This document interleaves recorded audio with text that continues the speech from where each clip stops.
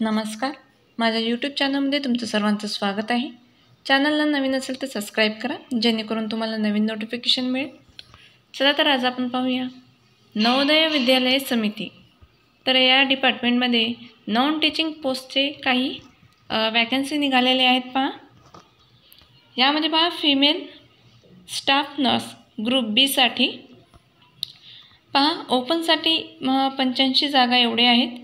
EWS साठी 12, OBC साठी 12, त्यानंतर SC साठी 10, ST साठी 2, टोटल 121 एवढे जागा इथं निघालेले आहेत।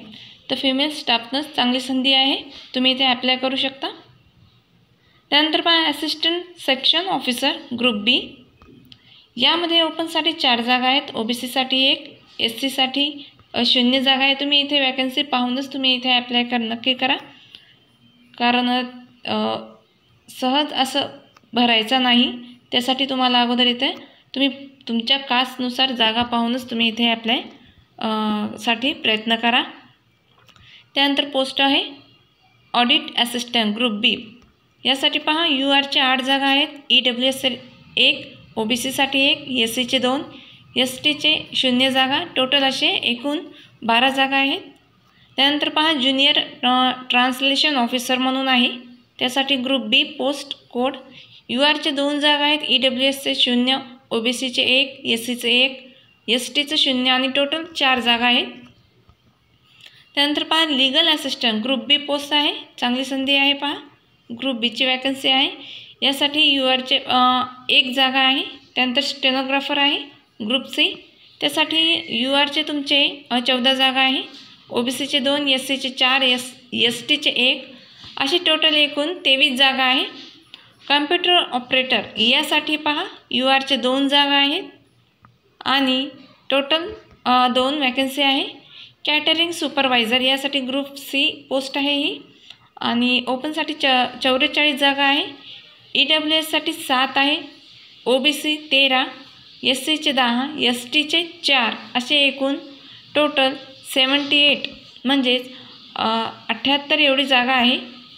त्यानंतर ज्युनियर सेक्रेटरी असिस्टंट, तर पहा इथे तुम्हाला UR चे 13 जागा आहेत, EWS चे 2, OBC चे 2, SC चे 3, ST चे 1, असे एकूण तुम्हाला 21 जागा आहे।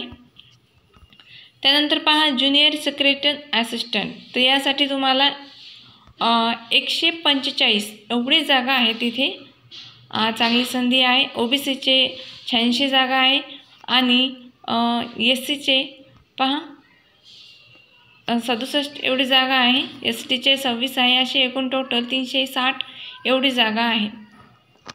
तर पहा इलेक्ट्रिशियन कम प्लंबर ग्रुप सी ची पोस्ट आहे, UR साठी 75 आहे आणि EWS साठी 12 आहे, OBC चे 15 आहे, SC चे 23 आहे, ST चे 3 आहे, असे एकूण टोटल 128 एवढी वॅकन्सी आहे। त्यानंतर पहा लॅब असिस्टंट ग्रुप सी ची पोस्ट आहे, UR चे 76 जागा आहेत, त्यानंतर EWS चे 16 आहेत, OBC चे 31 जागा आहेत आणि SC चे 28 जागा आहे, ST चे 10 जागा आहे, एकूण टोटल 161 एवढी जागा इथे आहेत। त्यानंतर मेस हेल्पर म्हणून आहे, ग्रुप सी ची पोस्ट आहे, UR चे 216 जागा आहे, EWS ची 44 जागा आहे, OBC चे 43 जागा आहे, असे एकूण म्हणजेच SC चे 106, ST चे 33, एकूण टोटल 442 एवढी जागा आहे। त्यानंतर पहा मल्टीटास्किंग स्टाफ, UR चे 11, EWS चे 2, OBC चे 4, त्यानंतर SC चे 2, असे एकूण टोटल 19 जागा आहे।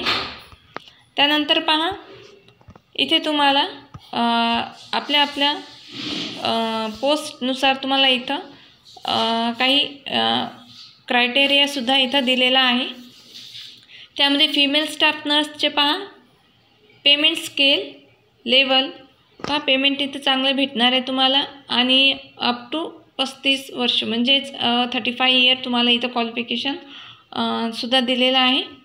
क्वालिफिकेशन पहा स्टाफ नर्ससाठी तुम्हाला इथं BSc अनिवार्य आहे, त्यानंतर नर्सिंग रिकॉग्नाइज युनिव्हर्सिटीमध्ये तुमचं झालेलं पाहिजे इथं, त्यानंतर BSc नर्सिंग किंवा BSc नर्सिंग हे तुम्हाला इथं पाहिजे, आणि 2 वर्ष हाफ इयर एक्सपिरियन्स तुम्हाला इथं मागितलेला आहे।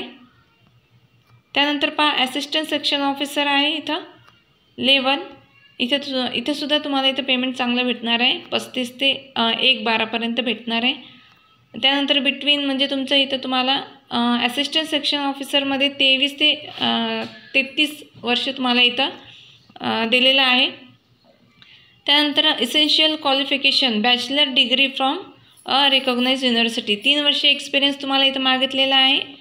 ॲडमिनिस्ट्रेटिव्ह किंवा फायनान्शियलमध्ये तुम्हाला इथं गव्हर्नमेंटच्या तुम्हाला अंडर इथं क्वालिफिकेशन मागितलेलं आहे.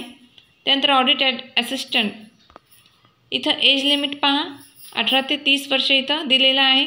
त्यानंतर 35 ते 1-12पर्यंत तुम्हाला इथं पेमेंट भेटणार आहे. क्वालिफिकेशन पहा BCom तुमचं इथं झालेलं पाहिजे. त्यानंतर युनिव्हर्सिटीमध्ये तुमचं इथं BCom असायला पाहिजे, 3 वर्ष एक्सपिरियन्स मागितलेला आहे. त्यानंतर ज्युनियर ट्रान्सलेशन ऑफिसर आहे, इथं तुम्हाला 32 इयर मागितलेलं आहे. त्यानंतर 35 ते 1-12पर्यंत तुम्हाला इथं पेमेंट भेटणार आहे. क्वालिफिकेशन पाहून घ्या. मास्टर डिग्री मागितलेलं आहे, इथं तुमचं MA वगैरे असं पाहिजे. त्यानंतर लिगल असिस्टंट पहा, तर लिगल असिस्टंटचे सुद्धा पेमेंट चांगली आहे, 35 ते 1-12पर्यंत आहे आणि एज लिमिट 23 ते 35 दिलेलं आहे. क्वालिफिकेशन पहा, डिग्री तुम्हाला इथं मागितलेले आहे. त्यानंतर पहा स्टेनोग्राफर, इथं सुद्धा पेमेंट चांगले दिलेले आहे आणि 18 ते 27 वर्षापर्यंत तुम्हाला इथं एज लिमिट दिलेली आहे. क्वालिफिकेशन 12वी मागितलेले आहे, स्किल टेस्ट पाहिजे.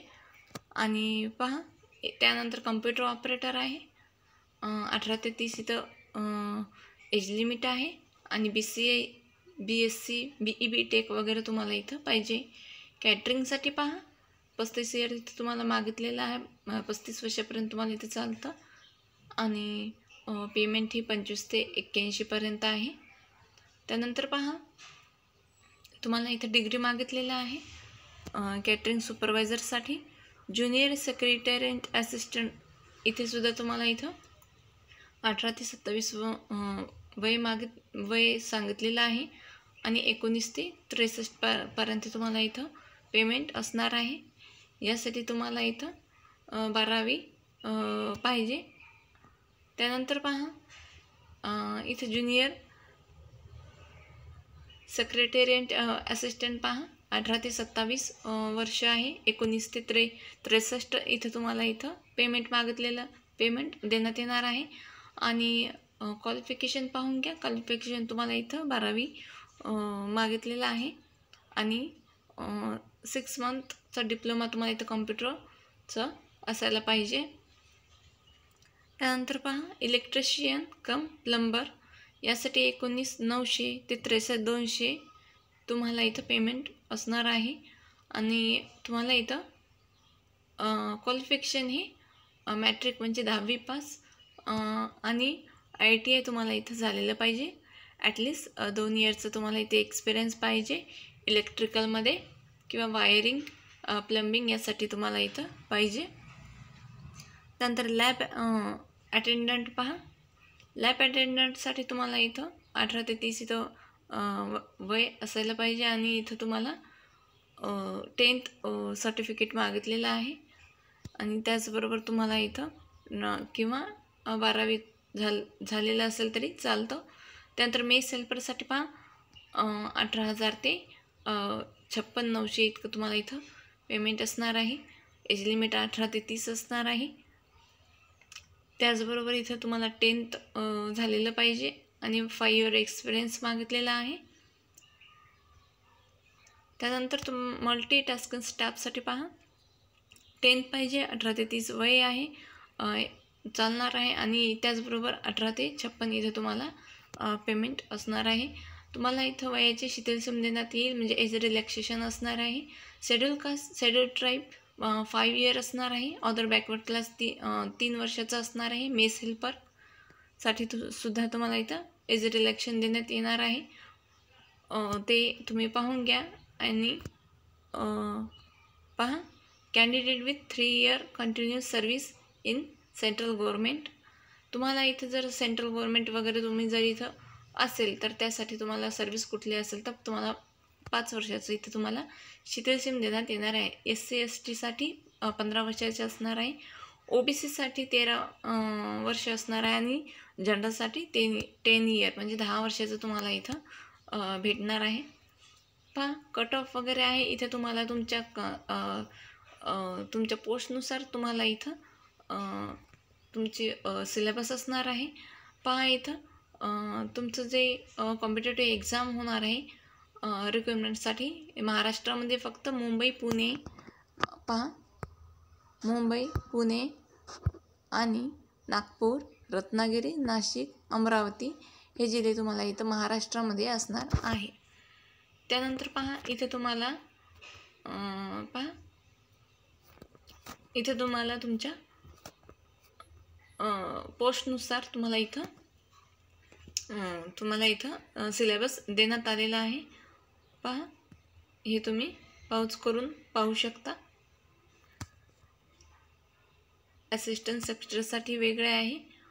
नंबर ऑफ क्वेश्चन हे डिटेलमध्ये आपण नेक्स्ट व्हिडिओमध्ये सुद्धा आपण पाहू शकतो. तर तुम्ही अप्लाय नक्की करा. खूप चांगली संधी चालून आलेली आहे. वाया जाऊ देऊ नका. ज्युनियर ट्रान्सलेशन ऑफिसर याचा सिलेबससुद्धा वेगळा आहे, पाहून घ्या. त्याचबरोबर लिगल असिस्टंट कॉम्पिटेटिव्ह एक्झाम हे पहा इथं नंबर ऑफ दिलेला आहे. 150 मार्काचे क्वेश्चन 150 मार्क्स असणार आहे आणि क्वेश्चनसुद्धा 150 असणार आहे.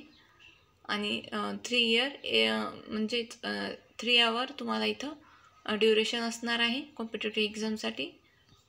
लिगल असिस्टंटचं आहे ही. अशा प्रकारे तुमचं सिलेबस तुम्ही तुमच्या याच्यानुसार PDF मध्ये जाऊन पाहू शकता. खूप चांगली संधी आलेली आहे. NUS भरती आहे 2024. आजच्या व्हिडिओमध्ये एवढीच माहिती. भेटूया नेक्स्ट व्हिडिओमध्ये. व्हिडिओ आवडल्यास लाईक करा, शेअर करा आणि सबस्क्राईब करायला विसरू नका. धन्यवाद.